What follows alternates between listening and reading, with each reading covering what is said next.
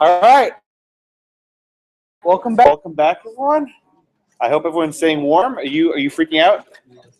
Blame Canada. Well, actually, it is these Canadian vortex winds that are coming down to haunt us with this. All right. So hopefully, I know everyone likes wearing hats and scarves, and it's really not that cold out. I'm on a plane to Washington tonight, so it's going to be a lot colder in a few hours. All right, so hopefully everyone will stay warm. The good news, we have 2 classes left. That's it, right? We got class today. We have class on Monday, and Wednesday, we're doing our big review. So if you direct your attention to the board, you'll see all the information you need to know. So the review will be on the 19th, Wednesday, 1 week from today. The class session will begin in this room for the first 90 minutes. I will proctor an exam. It's going to be my spring 2014 exam, so basically my most recent exam. I gave it last semester. It's going to be pretty similar to what you'll see this year. And in case you want to know, we're doing question number 2.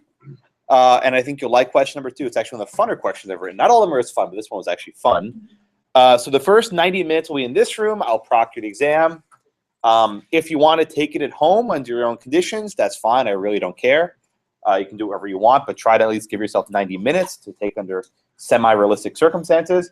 We'll take a little bit of a break. We'll have like a 10-minute break. And then at 12:20, we will recess to below us somewhere in room 316. You will sit wherever you want because I don't think the seating layout is exactly the same. Doesn't really matter to me. And I will go over the A+ answer.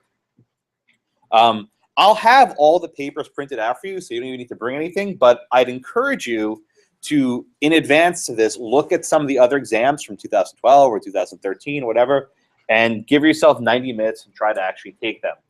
At this point, you have learned virtually everything that's on the exam. There might be 1 or 2 small things you don't know, but I think at this point you have almost everything under your belts. The last 2 classes, as you may have seen, are not that full of stuff, which is deliberate. I try to ease it back the last end of the semester so you have more time to study and do other things that are a little bit more important.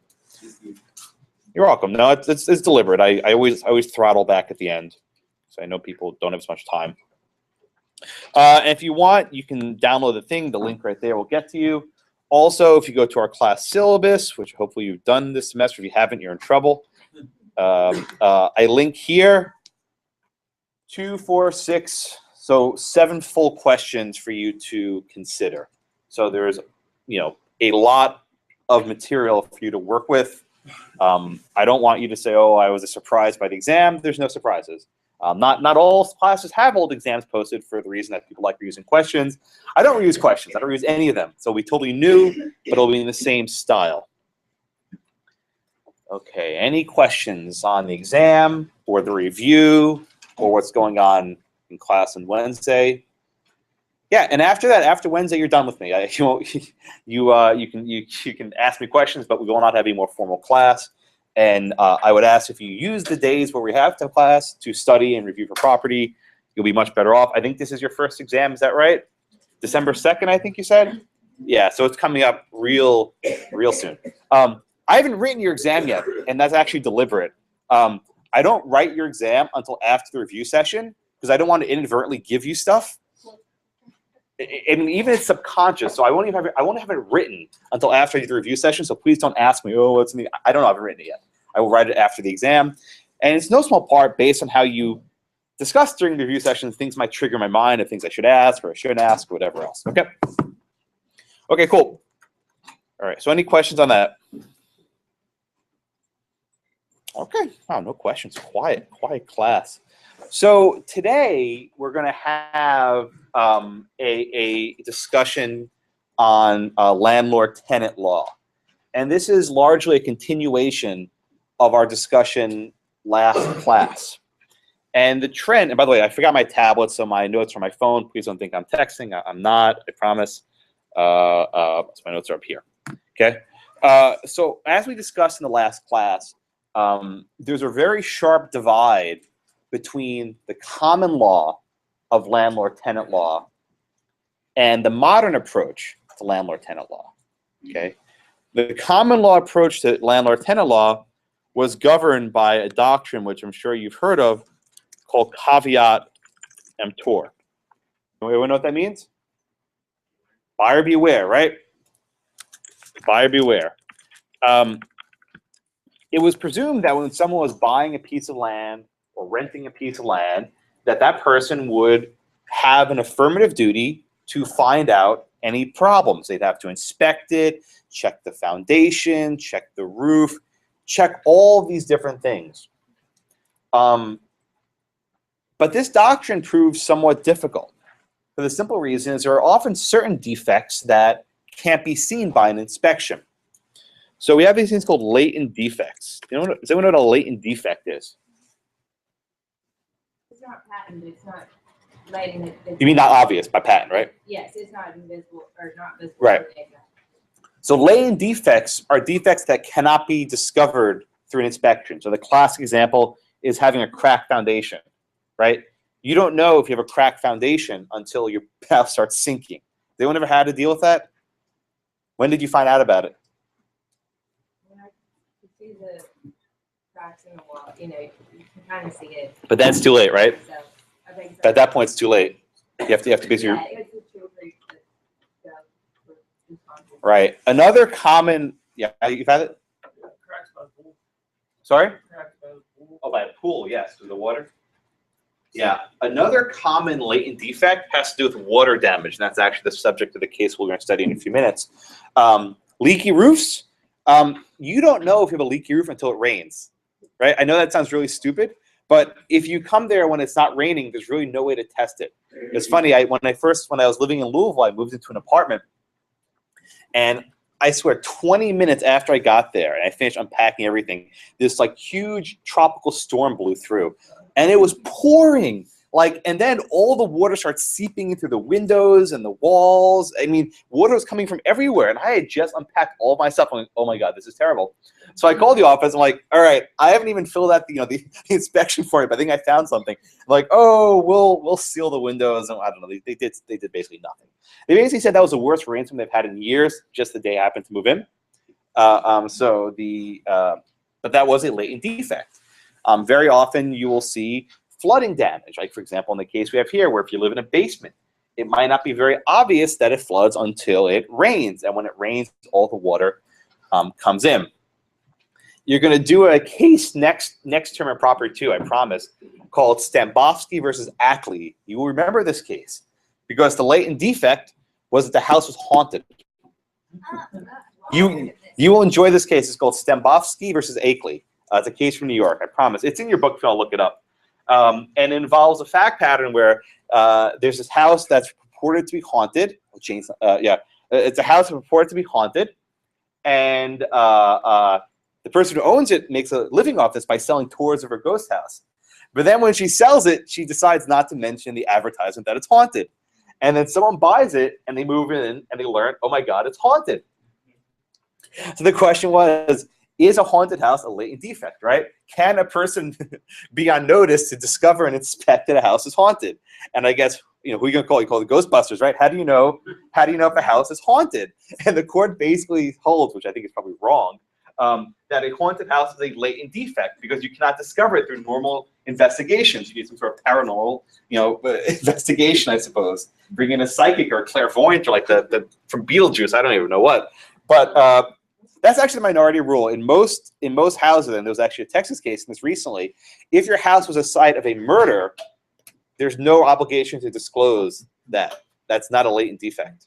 So I think this happened in Galveston somewhere where there was some house where there was some sort of massive, really bloody, gruesome murder in a property, and the seller didn't disclose it to a tenant, or I can't remember, and basically the court said there's no obligation to disclose it. Do you know about this? Oh, yeah. Was under the impression to the contrary, they did have to disclose murder and he did not have to disclose natural death. So this was a case in the last 6 months to a year. In most states, latent defects refer to the actual house, not like stuff that happened there before. Yeah, I was familiar with this case, and the buyer I think it was against his religion to live in a house where people died. So. Really? Oh, I didn't know that angle. Yeah. It was, yeah. And that's when they put That's exactly Right here. It's this way. Yeah, yeah, that's fine. No, yeah, that's a good story. I didn't know the religious angle to that either. But in most states, I know Pennsylvania and Texas at the minimum, you do not have to disclose if your house was the site of a murder, suicide, or whatever else gruesome crimes. I mean, in the age of Google, this becomes much less important because if you Google a property, you find it. But again, I think the case you mentioned from Galveston, it was a lot chopped up into little pieces, so it wouldn't have come up as readily because the address wasn't linked to the what do you call it, to that crime, which is interesting. But beyond the fun stuff about latent defects, the bigger issue is what happens when various problems with property arise during the tenancy. And you have the classic example where on the one hand, the landlord has every incentive to be as cheap as possible, right? The landlord wants to put as little money into the apartment. He wants to fix as little as he can. That way, the most of his rent is kept for profit. And on the other hand, right? On the other hand, you have the tenant. The tenant has every obligation to want the maximum amount of money to be spent. The tenant wants this to be fixed and that to be fixed, and he wants this to be repaired, and he wants this to be renewed, and he wants this wall to be painted, and whatever else. So you always have this inherent tension where the landlord is going to minimize every problem and handle it very cheaply, and the tenant is going to say, oh my God, this is the worst thing in the world. I can't possibly deal with this. And where the rubber meets the road is usually in two circumstances, right? The tenant stops paying rent, or the tenant moves out. Usually they happen together. When the tenant stops paying rent, he may stay there, or the tenant may stop paying rent and move out. Generally speaking, when you move out before your lease is up, you've breached, right? You've breached. And if you don't pay the amount, the landlord can come after you for unpaid rent, any fees or damages that you've caused the apartment. So the topic for today is called remedies and security devices. But these are the ways that you handle landlord-tenant disputes when A, the tenant stops paying rent, and B, he moves out. Okay? In the last class, we did what happens when the tenant evicts, and the tenant's evicted. This is a slightly different case. So the reading begins by discussing a couple of the different types of damages that can be paid in the event of a termination of a lease by the tenant. Of course, I'm sure everyone in this room has paid a security deposit. Yes? And security deposits vary in their amount. Sometimes it's 1 month rent, although in most places it's maxed at a 2 months rent. Does anyone ever have to pay 2 months rent for deposit? Yeah, basically 2 months rent, yeah. But that's the maximum. Most places you 1 month rent, or if your credit score is good, they don't even charge you a deposit. They charge you some negligible deposit. Unfortunately, I have a dog who pees everywhere, and I've never once ever gotten any security deposit back. My favorite one is when they say there's a pet deposit, and one place called it, I swear, a non-refundable pet deposit. I told them if it's not refundable, it's a fee. No, so it's a non-refundable deposit. I'm like, okay, whatever.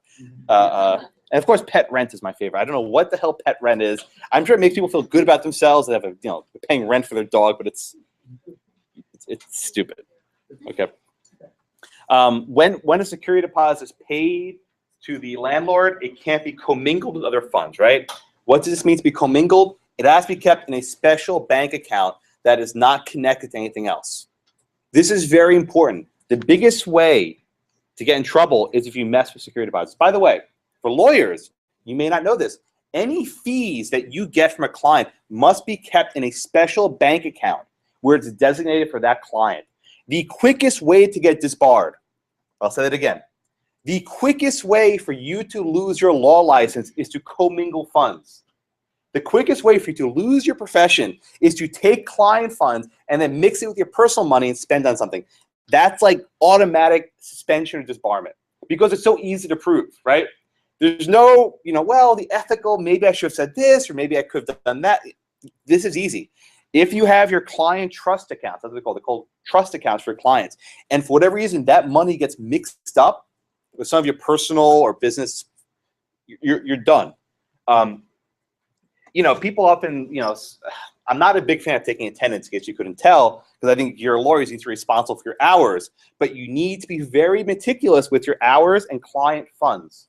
Whatever money comes into you, you need to manage it. And you can't say, oh, my secretary didn't do a good job, he or she messed up, or oh, my bank made a mistake. No. This is something that as lawyers, you need to take care of very closely.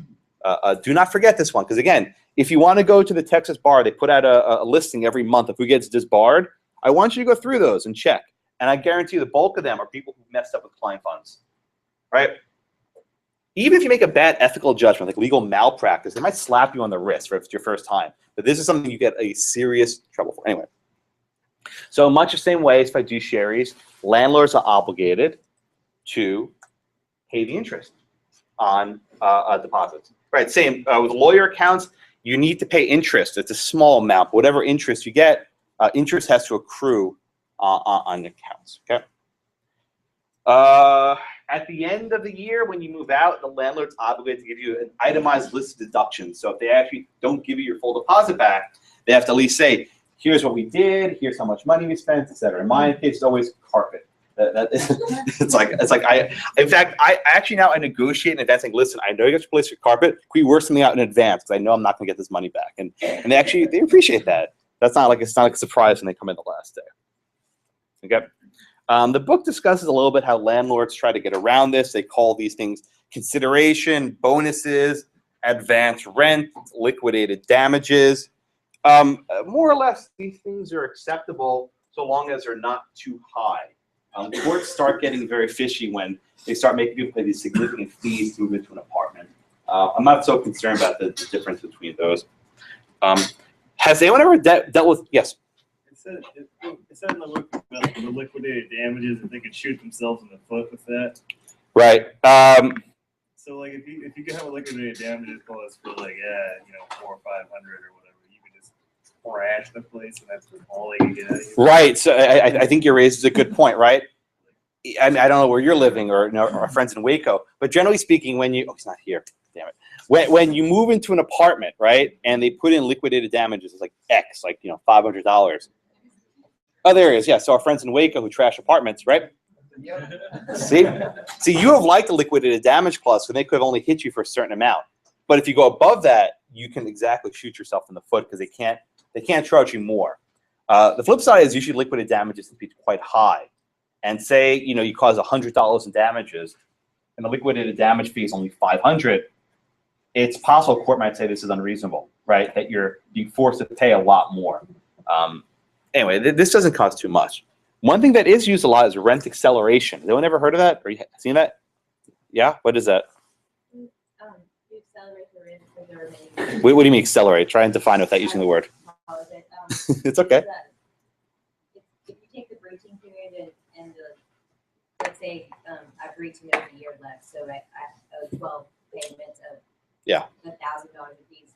It's going to be $12,000. All at once. Yes. So here's your example, right? You're in a 12-month lease, $1,000 a month.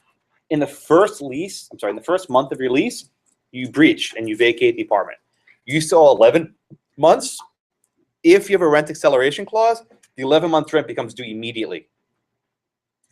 In other words, you need to pay immediately $11,000. And if not, the landlord can sue you for the $11,000, come after you. Okay, everyone get that? I had this once, and I didn't breach, but I was tempted to, but I was like, if I breach this, I'll be in the hook for the entirety of the year lease at once. It's a very sharp penalty for vacating early. The odd flip side, though, and this is something that's strange, if the landlord demands that you accelerate and pay the entire 11 months rent, she can't rent it to someone else in that time period. So basically, the apartment has to sit empty for 11 months. So it's not always in the interest of the landlord to let it sit empty for 11 months and litigate this. Because if, say, for whatever reason, I'm judgment proof, I don't have any money, the apartment will have just been empty, she gets nothing from me. So very often there's an incentive to at least find some tenant and work it out and perhaps sue for the months that were empty. Generally speaking, landlords should never let an apartment go empty. They should try to work something out and go around it because courts don't like apartments empty. Yeah. Actually, whenever I left DC, I negotiated terms with my landlord that I was 6 months early in leaving. And we negotiated terms that if she sublet it out, I would just pay the months that she didn't need. Exactly. Yeah, I mean, so the idea is you don't want it sitting early because say you're not as reliable as as you are, and you have a tenant who just can't pay the money, you're in serious trouble, right? Okay. Hand up. See another hand? Okay. Rose had the wrong seating chart up. Names didn't match. Yeah. That's where something's wrong. Okay. So any questions about the acceleration or the security deposits or anything of that stuff? Yeah, not too difficult. All right. So now we talk about the conditions of the premise. And this is something which we'll be discussing today and in our final class. In general, the landlord has every incentive to put together a very crappy apartment, right? Once a lease has been signed,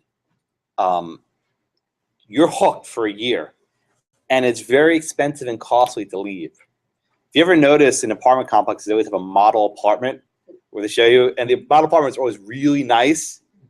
Much nicer than what everyone is nodding their head. Yes, it's much nicer. Actually, one thing that's nice is where I live now. The model unit's directly above me, and they blast their AC year round, so I get all that nice cold air. And it's always quiet above, so it's actually very nice. That worked out fairly well, surprisingly. But the model apartment's always very nice. They're well furnished. The appliances are always newer. The counter is always nicer. They always put food and stuff in the refrigerator for you to. Yeah.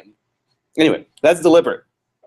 But the apartment itself, the one you get, may not be as nice because the landlord has every incentive to neglect repairs because whatever costs there go to the tenant, right?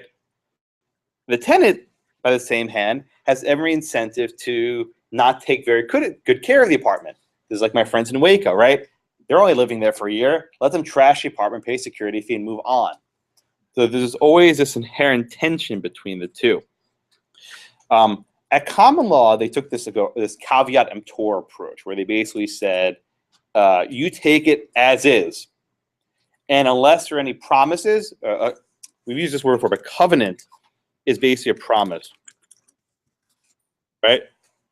Unless there are any promises in the lease, any covenants in the lease saying, I will keep these facilities in a certain state of repair. I promise I will fix appliances. I will do this or that. Unless those promises appear in your lease at common law, you are on your own. But the modern approach, culture changed, and people renting became much less sophisticated. If you were renting a feudal tenancy on a farm somewhere in the 1700s, you probably knew how to work the land, you knew how to fix stuff, right? Today, things are more complicated. I'm speaking for myself, but I am not handy at all. I could not fix things. I could not discover if there were any errors.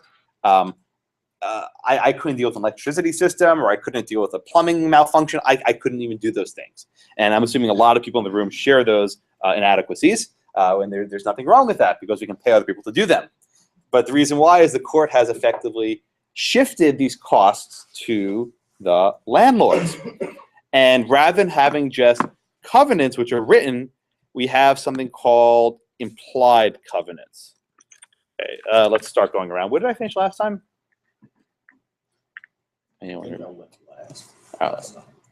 You were left. So back up there? Okay.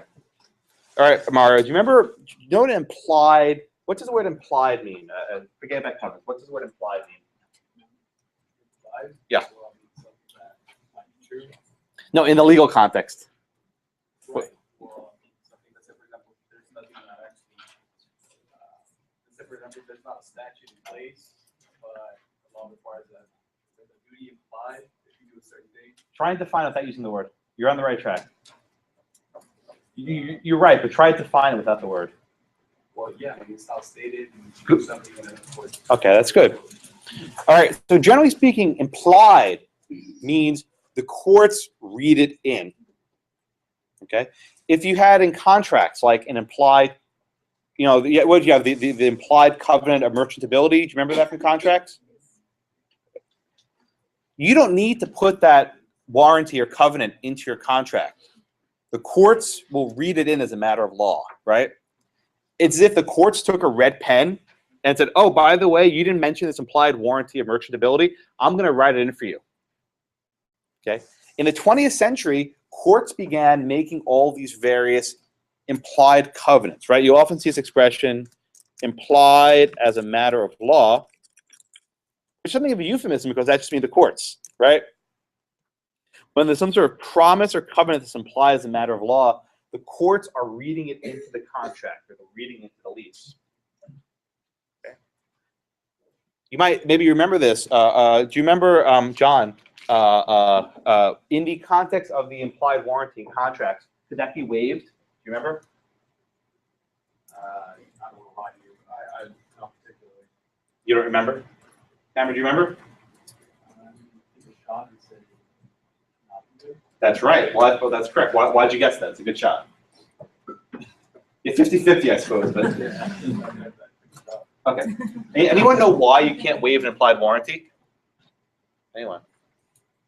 Yeah. Well, I mean, if it's implied, then that the courts, I guess, clearly, like people clearly deemed it something that needs to be there no matter what. I mean, Yes. why would you waive something that is so important that it's implied? Exactly.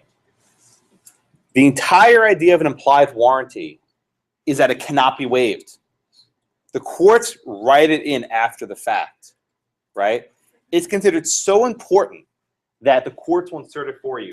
It's almost like the court saying, you know, we know what happened. You should have put it there, but you forgot. But this thing is so important, you probably didn't even think to write it. So when you have an implied warranty or implied covenant, it's in there by the courts, and you cannot escape it. You can't run away from it. All right, everyone see that? So there are various implied warranties in property law. We'll discuss them in this class in the context of what do you call it? Leasing. Okay.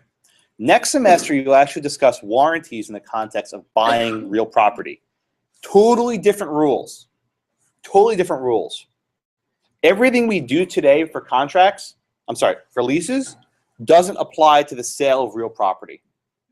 Like when you buy land in fee simple, unless any promises or covenants are made, they're not going to be implied by the court.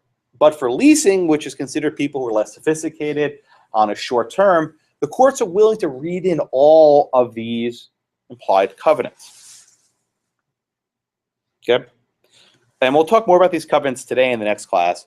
But at a minimum, you know that there's going to be a certain implied warranty or implied covenant of habitability, right? We'll discuss this, I think, in the next class in more details.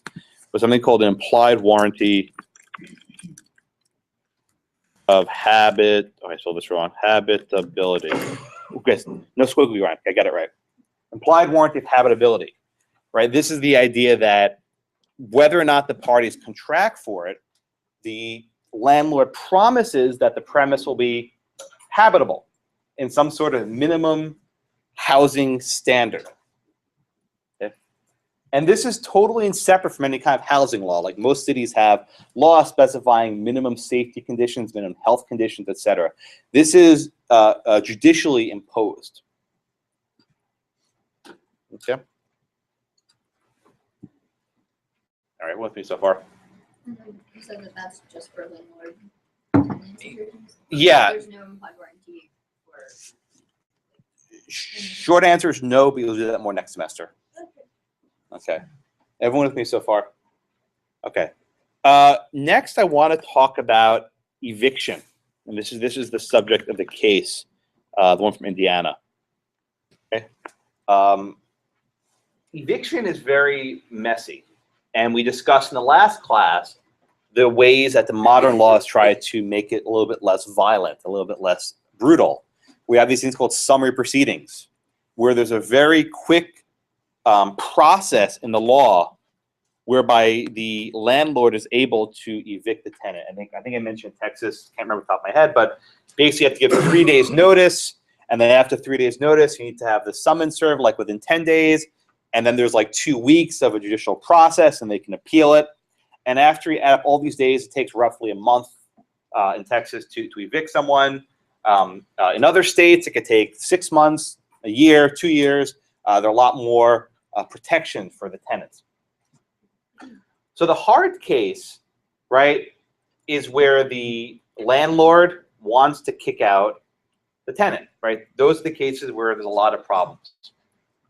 And this could be due to non-payment of rent or whatever else. The other types of cases involve situations where it's the tenant who wants to move out early. It's the tenant who withholds rent. Okay?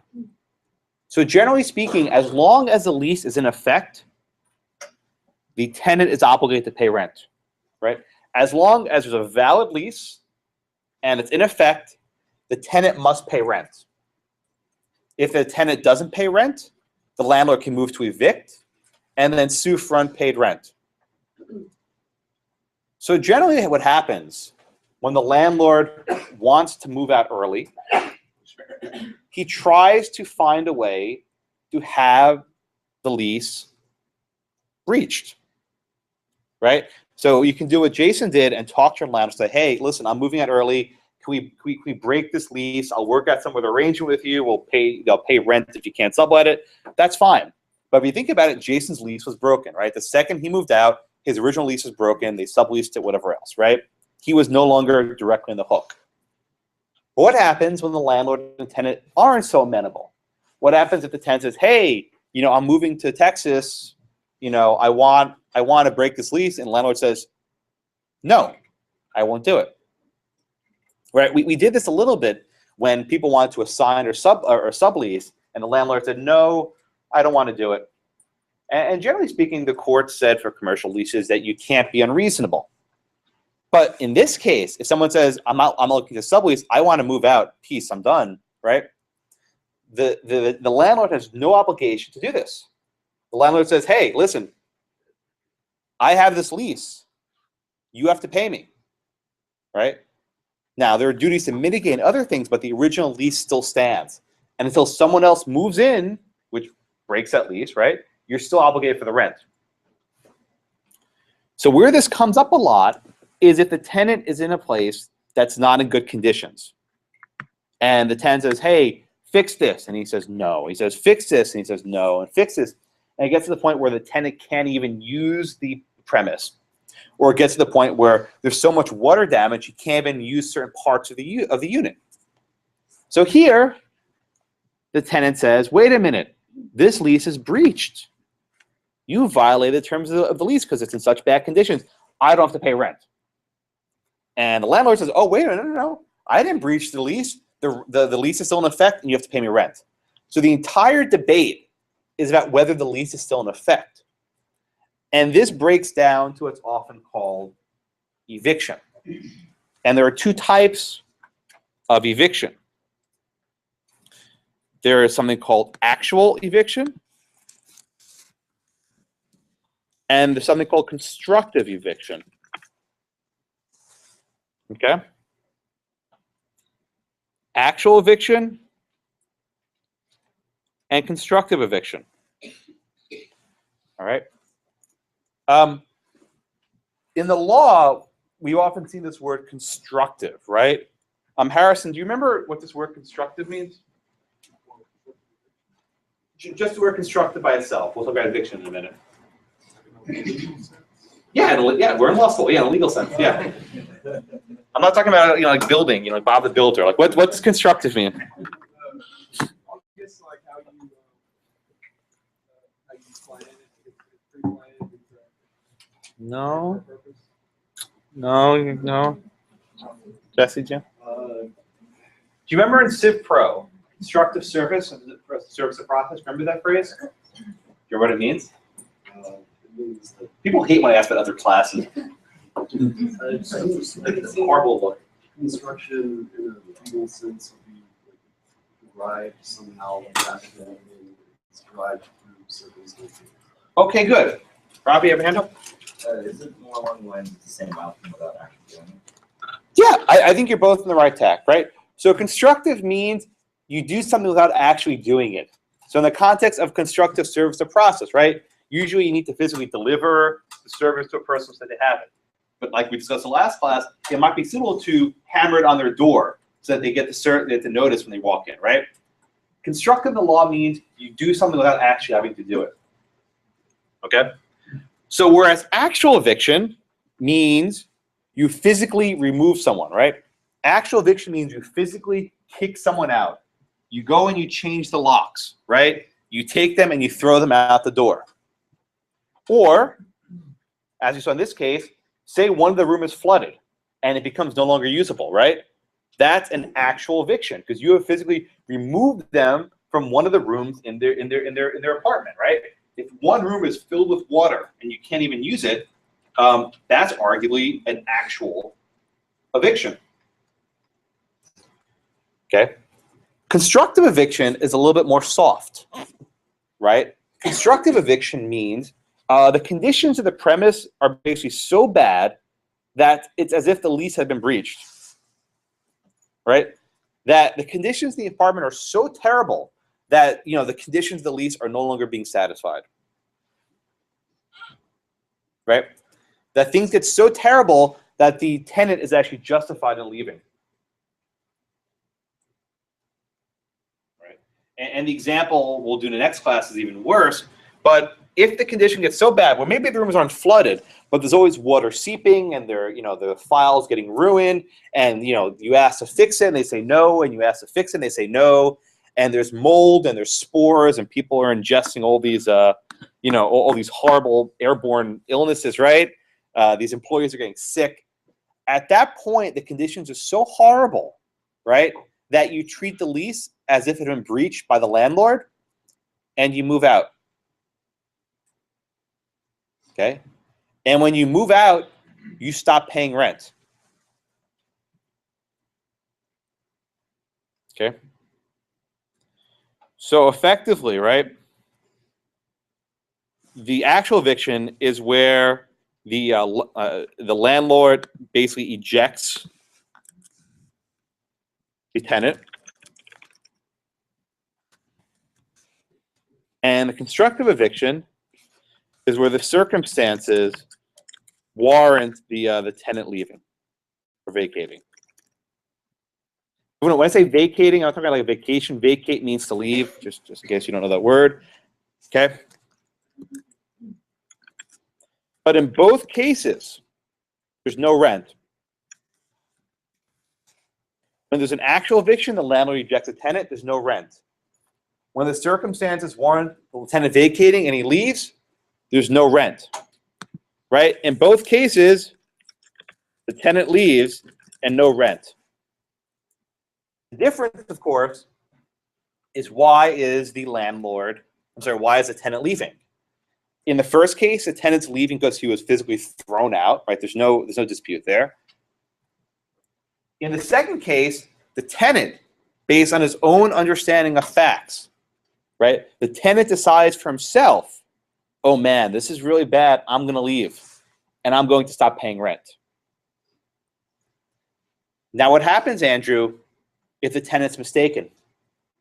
In terms of constructive eviction, what happens if he says, oh my God, things are so terrible, and he moves out and stops paying his rent, and the court disagrees with him and says, no, things weren't that bad. Then you will have to pay your rent because there was no constructive. Exactly. So here's the risk, right? If you decide on your own accord that you're being constructively evicted and you act on this and move out, you're taking a gamble. What's your gamble? A court might disagree with you. A court might say, hey, the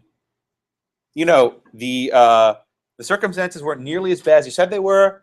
Have fun, you're now on the hook for rent. And oh, by the way, even though you weren't living there, you still have to pay the rent.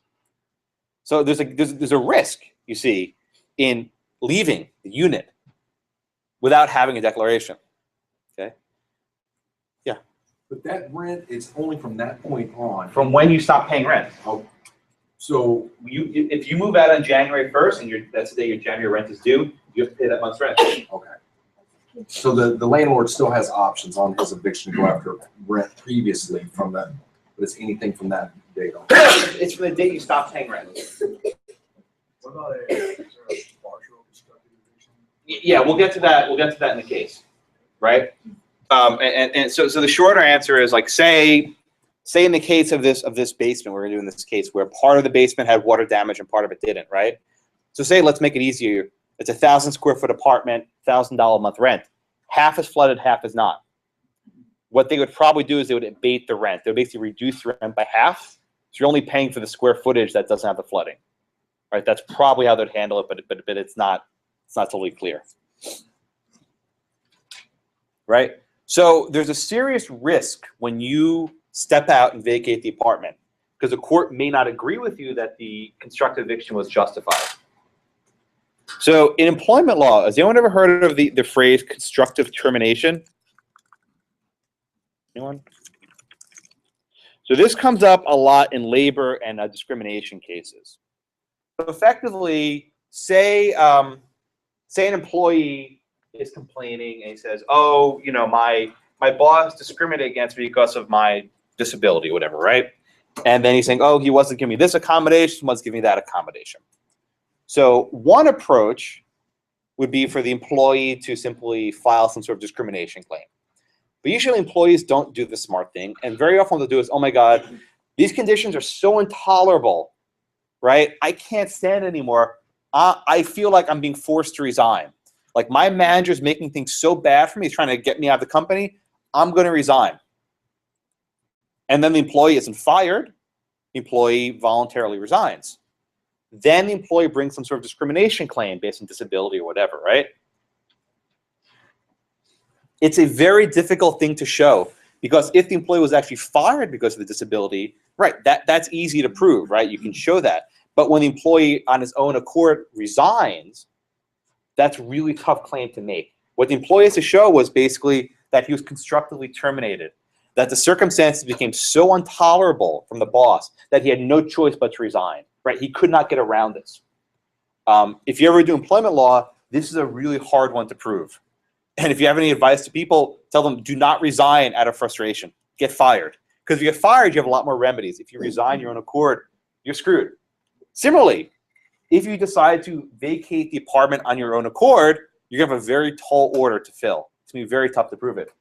Wait to get evicted. But the difference here is a landlord has no incentive to evict. They were paying the rent for almost like 2 years, even though the apartment was, this basement was in bad shape. So in this case, they weren't going to get evicted. Their only option, I think at least, we'll discuss the facts in a moment, was to decide to withhold the rent and move out because their stuff was getting ruined. Okay? So does everyone get the general rubric of how eviction works, both in terms of actual and constructive? Any questions on that? We're talking about wrongful eviction, right? Because if it's correct, if it's okay eviction, then Yeah, I mean, so say, for example, the classic example, the tenant stops paying rent, right? The tenant stops paying rent. The tenant stops paying rent, then you can evict them. You give them their 30 days notice, whatever it is under state law, and you evict them. But this is the case where it's not so clear, right? It's not so clear what happens. All right, other questions? Anything else? Yeah. Okay, so do you have to, with constructive eviction, do you have to give notice to the landlord? Okay, so that's an interesting point, right? If you are going to vacate and you're going to rely on a constructive eviction notice, you have every incentive to notify the landlord, right? Why? Because you want to establish the date on which you no longer have to pay rent, right? The day you move out and stop paying rent, that's when your clock starts ticking. So the debate's going to be at what point were you actually constructively evicted? That's why in this case you're arguing over when were they constructively evicted. You want that date to be as early as possible. So if you're the tenant moving out, you have every incentive to say, "Hey, listen, today is October 15th, whatever, right? Things gotten so bad, I'm moving out." And you want that for your case. You want that date to be as early as possible. So yes, I think that would usually what happen. But then, so can the landlord be like, okay, all right, but let me try. Well, exactly, and that's the point, right? If you threaten to move out, if you threaten to leave the unit, then that actually may nudge, if you will, the landlord into fixing things. Okay, any questions on that? All right, so let's actually do the facts of this case, okay? All right. At high level, Aaron, what happened here? So the MCPO basically leased the basement of the building. Oh, who's the MCPO, by the way? MCPO is the What does it stand for? Oh, it's the Marion County Prosecutor's Office. Good. Okay, and then so they rent an apartment. By the way, I don't know if any of you are from Indianapolis, but I found a picture of the building. This is it. It's called the Victoria Center. It's apparently this very old, regal building, and it doesn't look so nice on the outside, but on the inside, it's apparently very, very, very, very gaudy, very pretty. But apparently the basement wasn't so good. So what happened? What happened in the basement? The basement just had constant water damage over a series of years. Okay. And, yeah, just incident one after another. At one point, it destroyed some evidence that they were using, shut down the bathroom. Okay, good. All right. So the sequence of events here is actually somewhat important. So I'll try to walk through it probably a little bit more slowly than I would like to because we have to establish some dates. So the Marion County Prosecutor's Office decides to move into the basement of this old building, and they want to use it to store evidence and other things. By the way, if you want to screw over a tenant, try it not to be the government.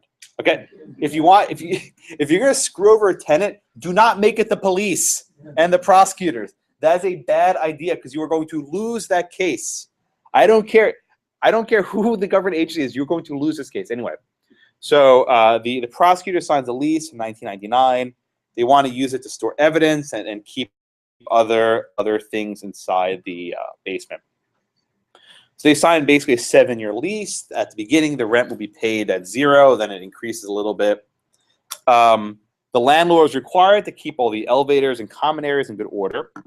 And one provision in the lease I want to focus on is what's called a, I'll show it to you. Here it is. It's on page, was it? Gets right up here. What page is on? It's on 509. Okay. And I want to draw your attention to the last sentence of this paragraph. Okay. You want to read it, Jordan?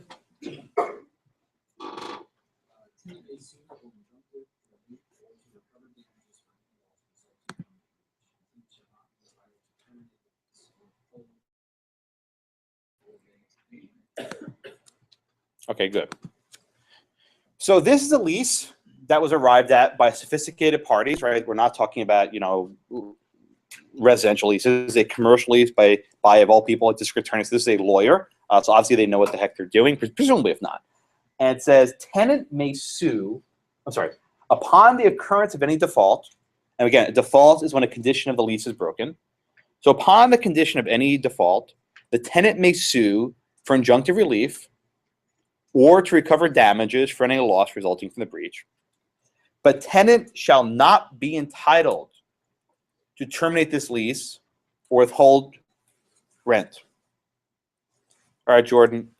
So in your own words, right? If some breach occurs, right, the landlord violates some condition of the lease, what are, according to this agreement, the only options for the tenant?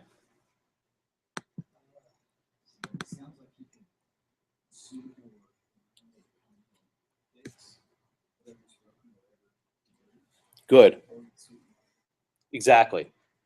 This provision is meant to limit the remedies of the tenant. What this says is if the landlord says, it's passive voice, but upon the occurrence of any default, right? We're talking about a landlord default. If the landlord defaults and does something he's not supposed to do or fails to fix something or whatever else, the tenant only has 2 choices: sue for damages or sue for injunction, right? Jordan, can the tenant decide to move out and not pay rent under this term? That's right. So under the term of this lease, right, if the text of the lease actually is followed closely, the only option for damages, right? Alex, why do you think the parties would put this type of a lease into the agreement? Protect who? Yes. Why?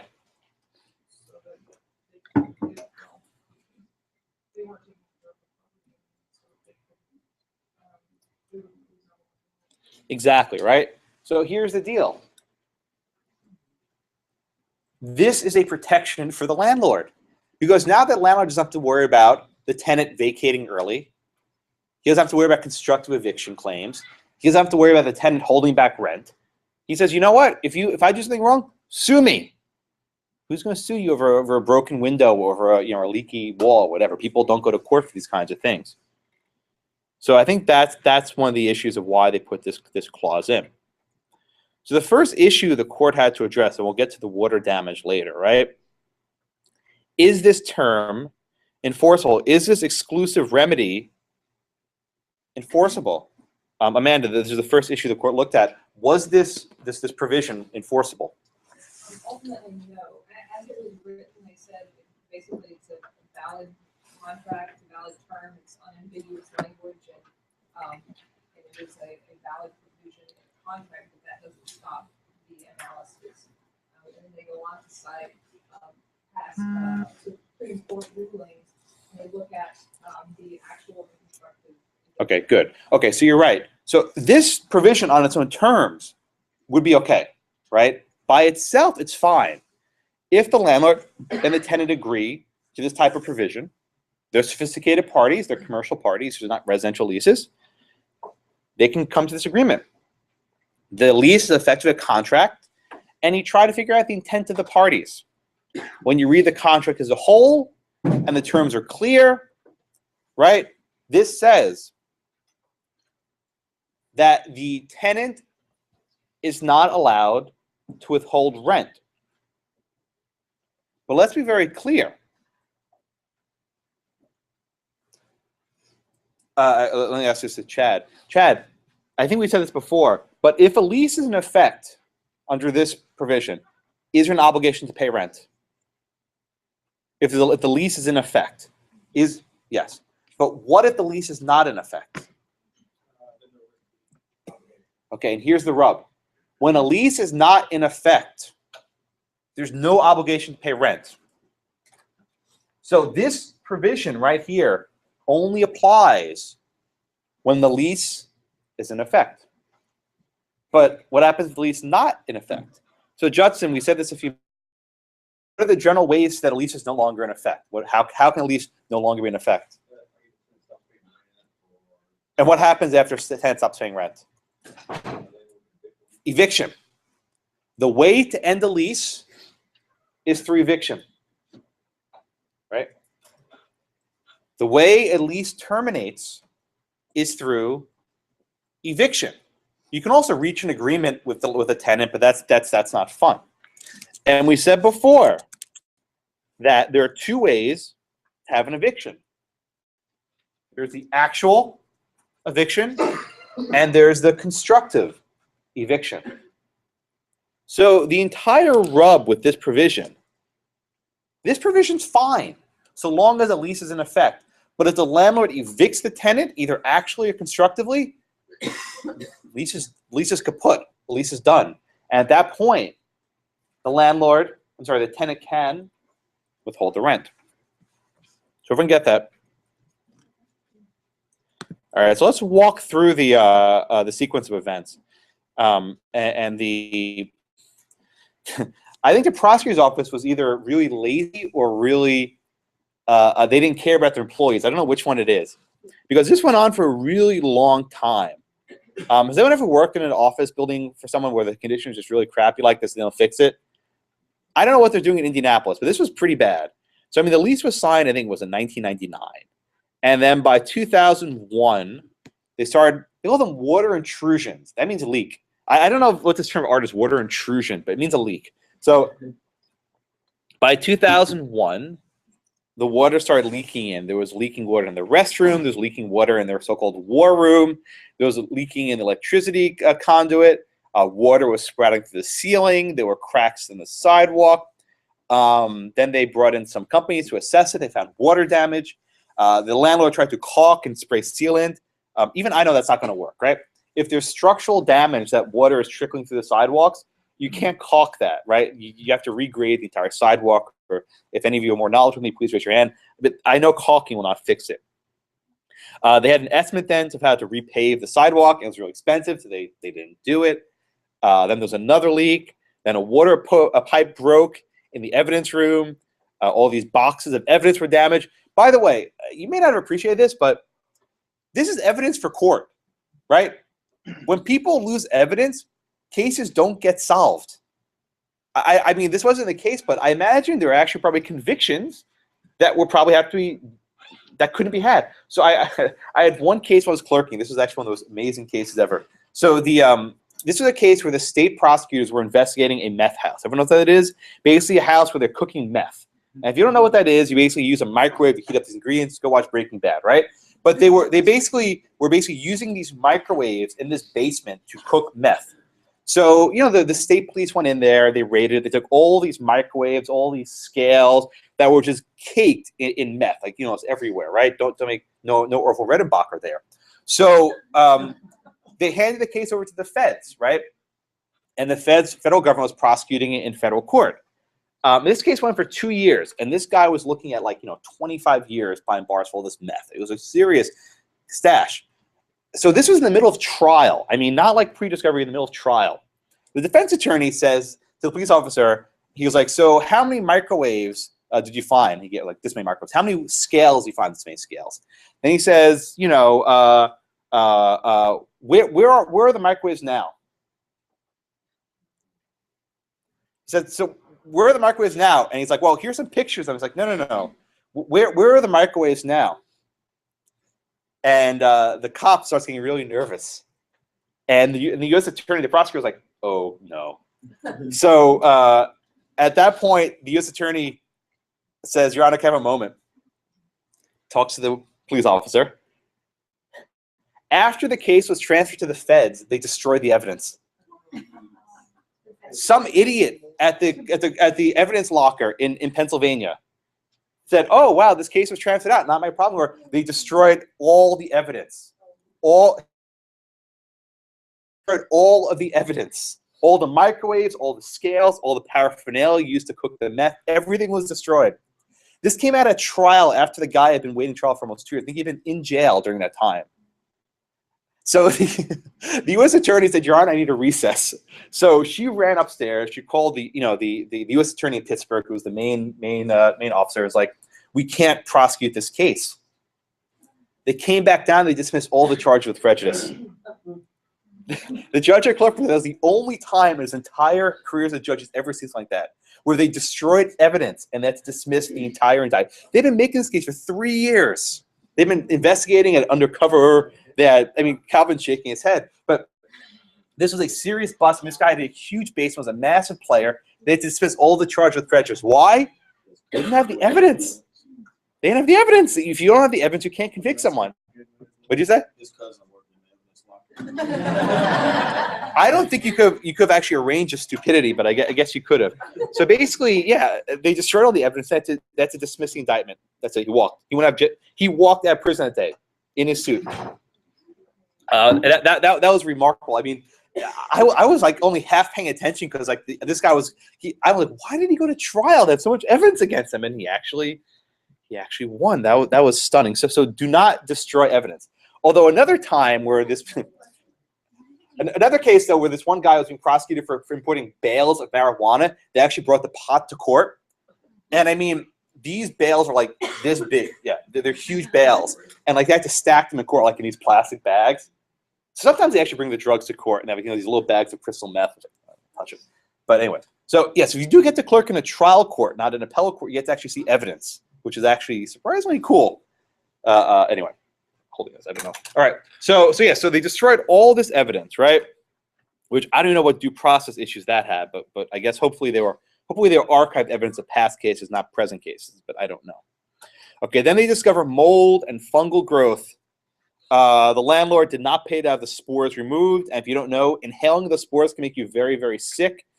Go look what happened in New Orleans after Katrina. All these people living in these damp houses, and they were inhaling spores. I mean, this just can kill you. It's actually not a joke. So the employee starts suffering from the headache and mold, so they transfer the employee somewhere else. which makes you think they didn't really care about the employees, or they just going, transfer somewhere else. Okay, so then they basically met to discuss it. They took all the inspections, right? So what did the landlord say in October? The landlord said, "Hey, you should just move the evidence somewhere else." So basically, they're paying to rent this entire huge basement of this building. And if you go back to the picture, I mean, this is a fairly large building, so you can imagine how big the basement is, right? It was a pretty big basement, and they say, "Yeah, just move the stuff out." Okay, so then there's more sewage, just more water. Then finally, in January of 2003, I mean, we're talking almost a year and a half after all these problems emerged, they finally vacate, they move somewhere else. And they didn't pay the rent for that month, basically leaving us almost 4 years of unpaid rent. We're talking almost $400,000. Okay? What's interesting is that the landlord didn't do anything right away. I don't know if you paid attention to the notes. They vacated in January of 2003. A lawsuit was not filed until February of 2004, right? So, I mean, it's not in the case. But Ravi, why do you think they didn't file suit right away? What do you think they were trying to get? I guess he could have taken the time to patch up the area. You're much nicer than I am. So I mean, on the one hand, you can say that he was trying to maybe fix it, but there's no evidence that happened. I think he was trying to wrap the rent. I think that as landlords often do, they let the apartment say vacant, say, okay, now I'll bring suit in a year, and by the time I'm done, I'll get even more money, right? Because if you bring the suit right away, there's less unpaid rent.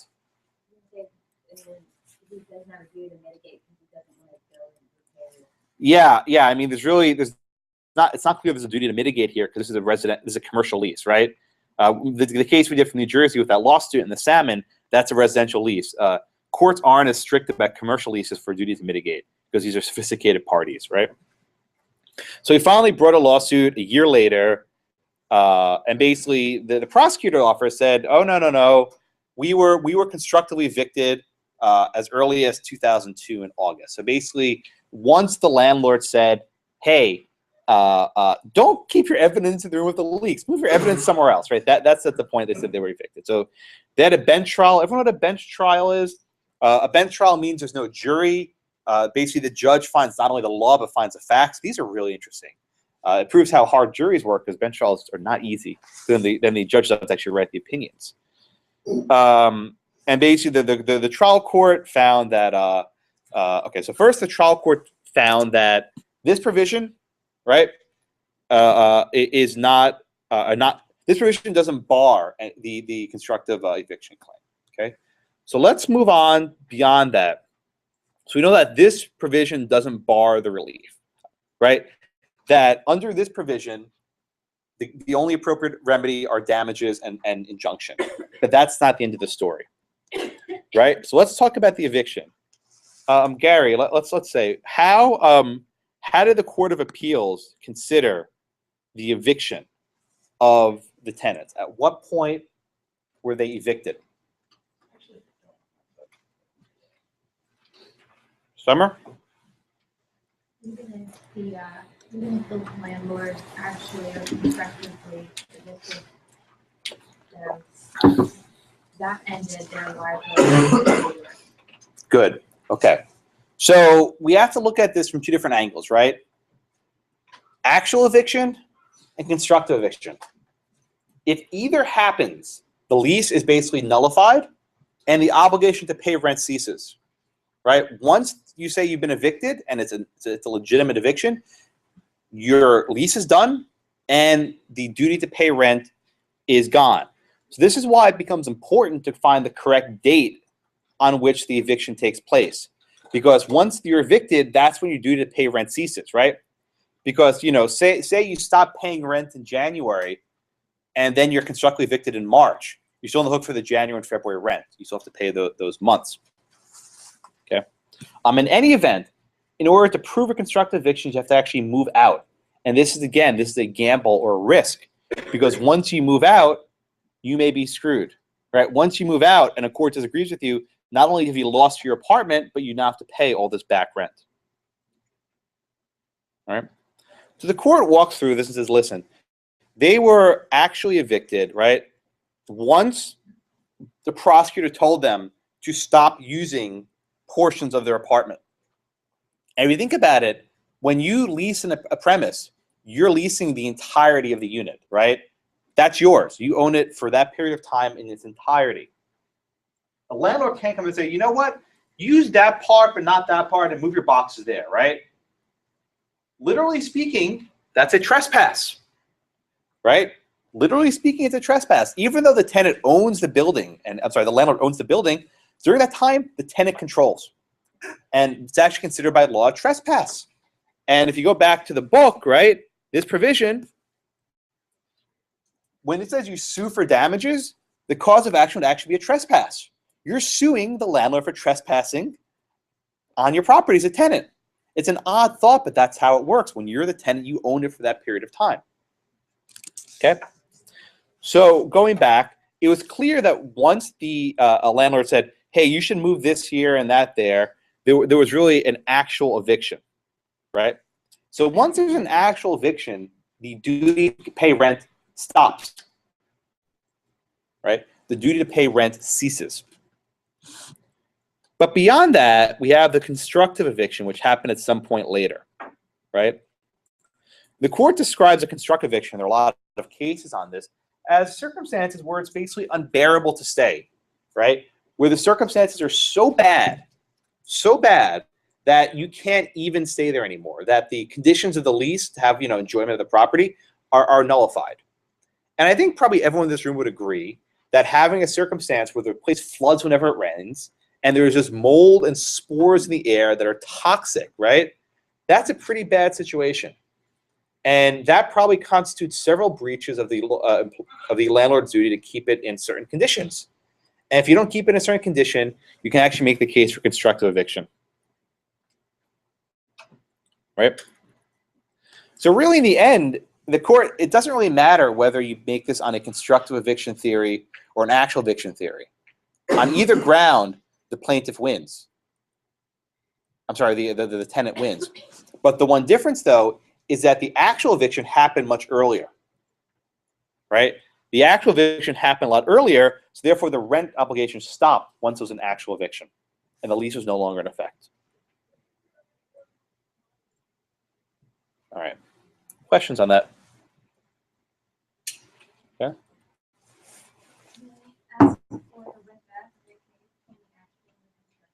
Yes. So the question was, okay, so say the actual eviction happened in October, right?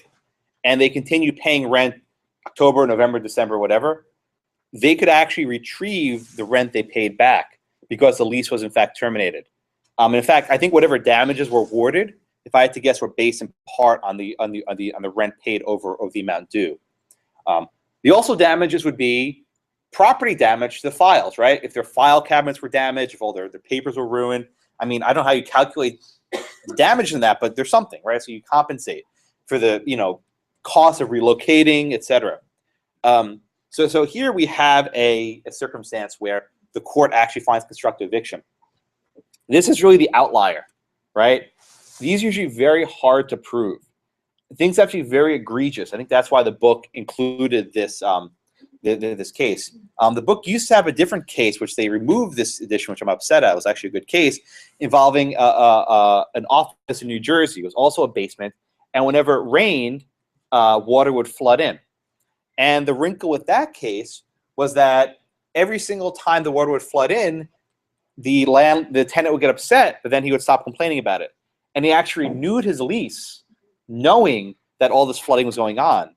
And in that case, there's actually a good argument that he acquiesced, right? He accepted the fact that there's flooding. And they found that there wasn't a constructive eviction because he had renewed his lease, right? He renewed his lease after knowing about these problems, so it couldn't have been that bad. If it was that bad, he would have demanded some new terms of his lease or demanded he fix it, and that didn't happen. So actually, I like that case better, but this one illustrates the point. Again, yeah, whenever they make a new textbook, they randomly take out like 3 or 4 cases, put in 3 or 4 new cases that illustrate the exact same principle, and they make you pay for a new one. It's absurd. I don't like it. And I think I told you, you can't even buy the old edition anymore. They don't even sell it, which is frustrating. Anyway. Okay, so any questions in that case? All right, so the notes afterwards, one of the notes discusses this covenant of quiet enjoyment. this covenant of quiet enjoyment. You're going to study this at some length next semester. But the covenant of quiet enjoyment has nothing to do with like noise. It's like shh, quiet, right? It has to do with no one's bothering your legal status, right? No one's going to claim, hey, I own that, or hey, I own that. When you get a piece of property with a covenant of quiet enjoyment, that means you own it. So the example here would be, you know, someone leases Blackacre to me on Monday, then leases Blackacre to him on Tuesday. I can then sue under this covenant of quiet enjoyment because now there are two people claiming the same piece of property. Okay.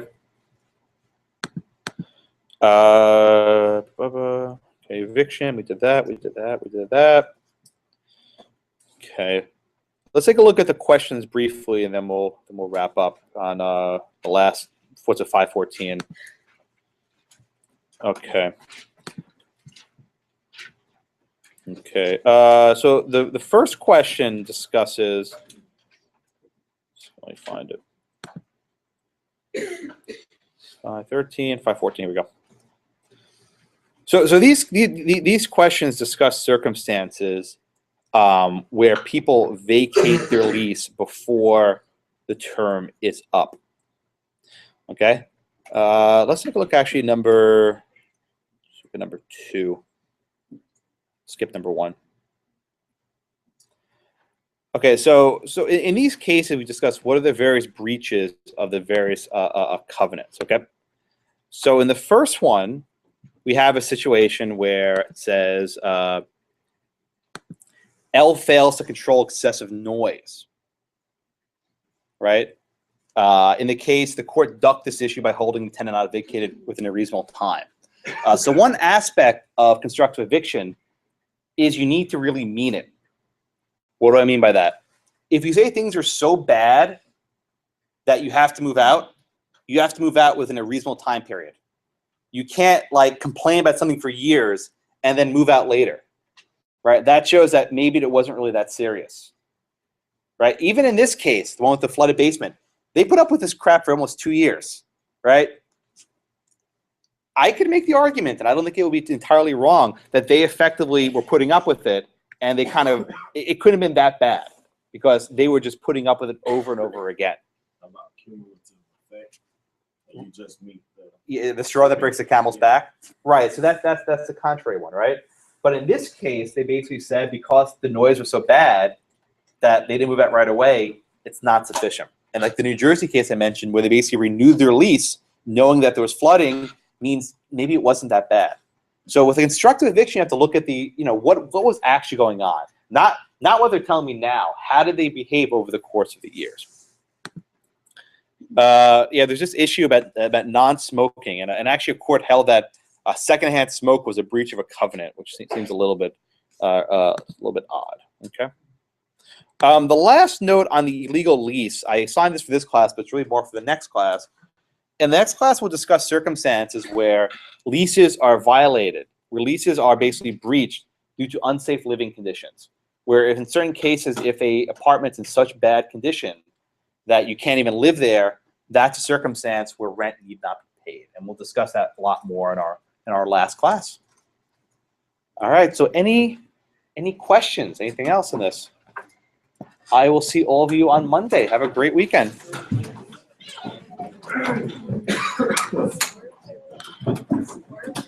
Thank you.